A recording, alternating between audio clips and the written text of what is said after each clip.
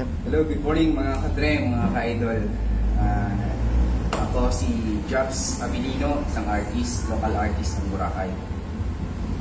Sa umagang ito, humihingi ako ng tulong, gabay sa mga kinaukulan since ang ating bayan ay umaharap sa mga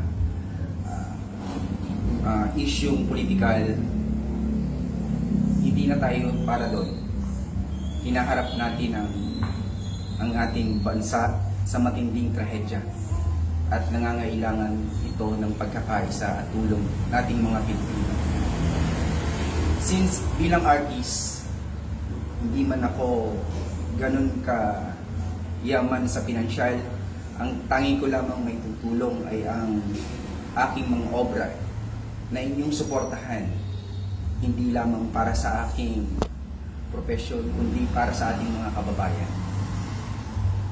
Yamang ang tema ng aking obra ay para sa bayan, kaya ang tulong na ito ay para sa bayan.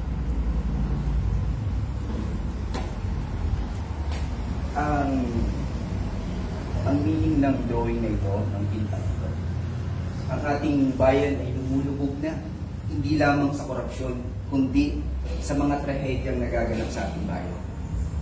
So, ang tatlong sinag ng bituin na ito ay sumisimbolo sa Luzon, Visayas, Mindanao.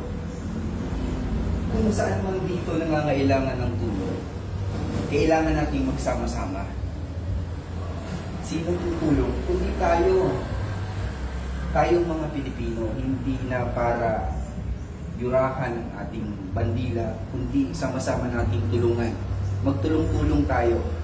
Yamang ang ating bayan ay naharap sa matinding pagsubok. Tulungan natin. Hindi nga ito para magsisihan pa tayo. Kaya tulungan niyo po, suportahan niyo po ang aking obra. Ang malilikom nitong obrang ito na halaga ay lahat mapupunta sa mga naging nasalanta ng iba't ibang trahedya sa ating bansa. Sa lindol, baha, lahat. Kaya, Tabang Cebuano, Tabang Pilipinas. Tulong-tulong tayo.